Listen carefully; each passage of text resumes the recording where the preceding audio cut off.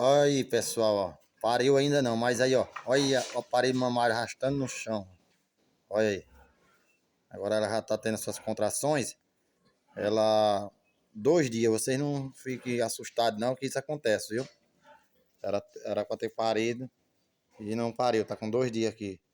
Ela tá atrasando. Mas aí, isso aqui é normal. Acontece, viu?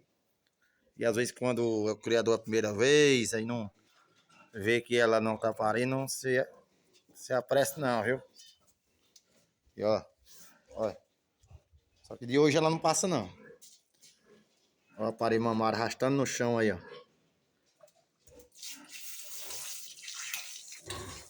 Como tá o buchão dela aí, né? Ó. O aparelho mamário arrastando no chão, tá vendo? É uma poiga grande. Depois os leitões vai parir, vamos que vamos. Uma expectativa hoje, se Deus quiser, negada. Passar a noite por aqui. Cuide.